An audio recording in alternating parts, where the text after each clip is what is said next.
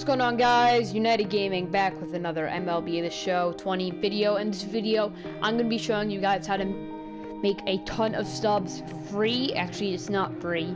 It's easy though. It is going to cost you a little bit, but if you're smart about it, it should hopefully pay out in the long run. But before we begin with that, I am currently 1 subscriber away from 100. If we could hit it today, that would be amazing. I would love to hit 100 subs.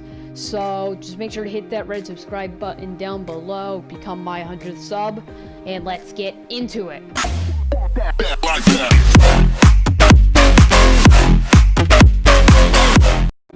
Alright, so we're going to want to go into filter live. We're going to filter live series. So what they do, for people who don't know, I'm just going to explain this. If you do know, you can just skip ahead a little bit.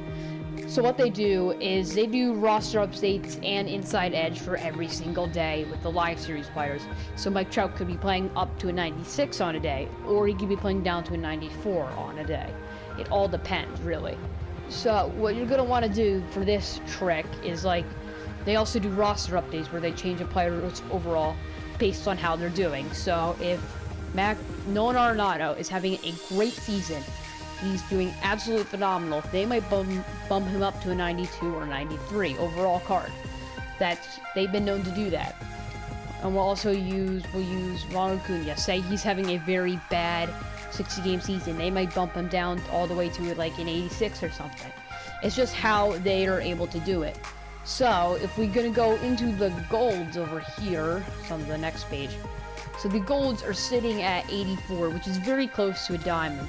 But you can see the price differential between Clayton Kershaw and Zack Greinke. Clayton Kershaw is about 3,000 stubs more than Zack Greinke.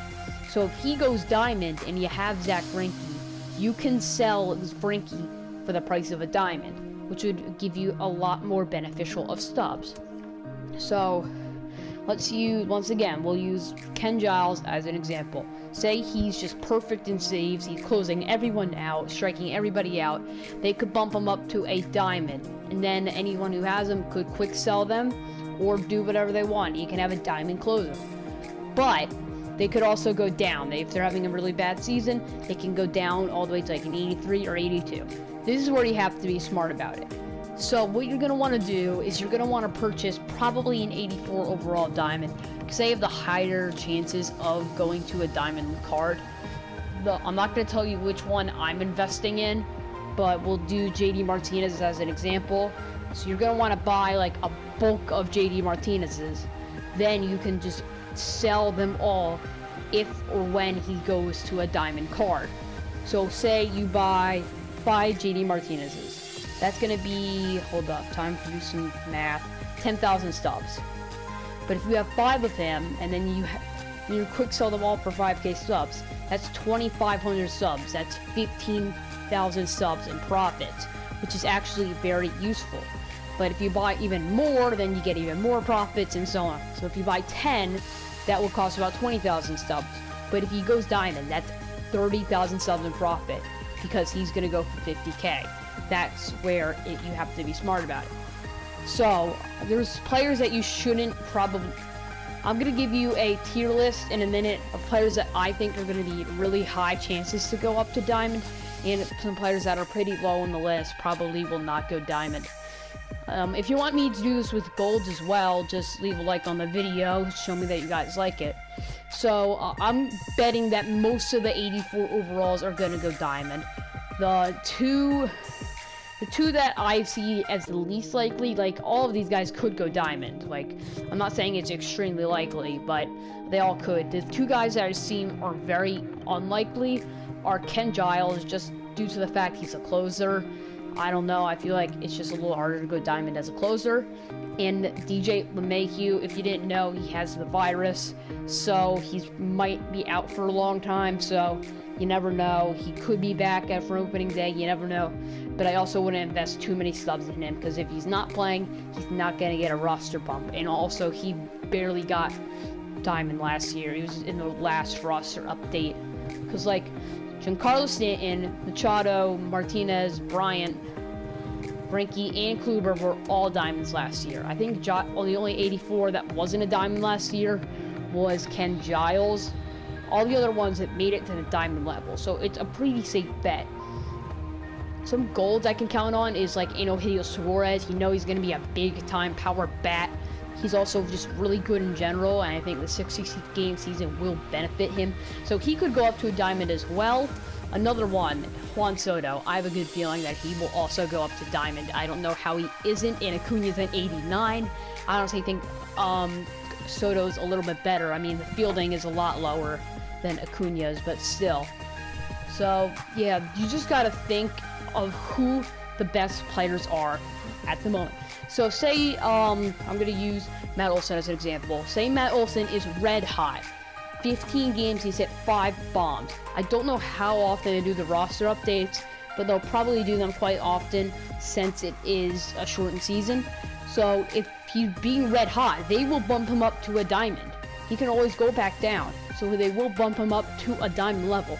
So if they're hot, I recommend you would buy them for the season. Like say Juan Soto, ice cold, can barely hit the ball. Then you're not going to want to invest in Juan Soto. So that's where you have to be smart about it. You just have to decide who is the best card and who you think can go down to a gold, who can go up to a diamond. Here's where it gets interesting. A bunch of these 85s could very easily go down to a gold. So you don't want to be really saving these to be able to sell them. Like, if you know they're not going to make your squad, sell them immediately unless you need them for collections. Like, say, Greinke, for one roster update, he becomes a diamond. I don't save on to him for the next roster update, unless he continues to be hot, because he might go cold and go back to a gold. So you're just going to want to quick sell them all immediately, and you can get a massive profit of stuff. So on the board right now, I'm going to put a tier list of the golds that I think have the highest chance of going diamond. It's going to be low, mid, and high. I'm going to show you that board right now.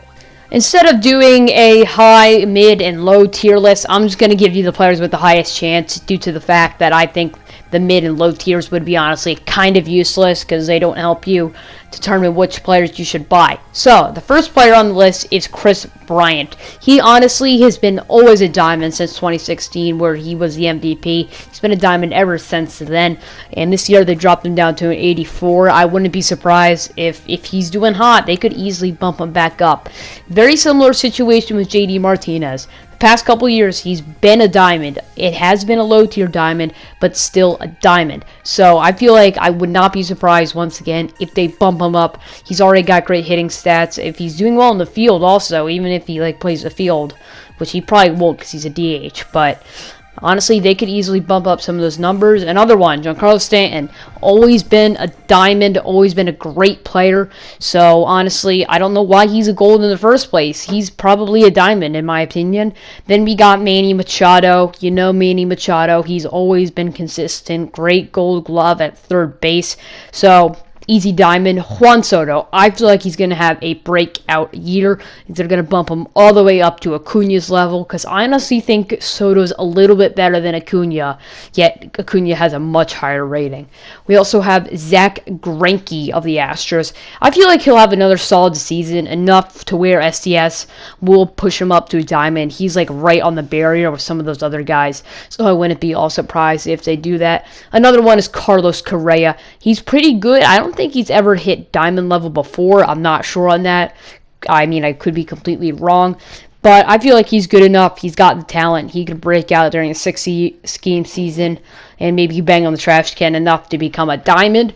And then we got Eugenio Suarez. I feel like he's been so good the past 2 years that he deserves a diamond card. The amount of power that card would have would be absolutely insane. Another one, left-handed first baseman Matt Olson. He's always been really, really good, but he hasn't been good enough to be a diamond or one of the elite players in the league. So he's just sitting there, but I feel like he'll have enough 60-game season good luck and stuff to be able to be a diamond. And the final player is Xander Bogaerts, shortstop for the Boston Red Sox. Honestly, he's got the talent. He just needs to put it on the field, and he could easily be bumped up to a diamond. So here are the people that I think have the highest chance of becoming a diamond. Honestly, all of these could become diamonds, or none of these can become diamonds.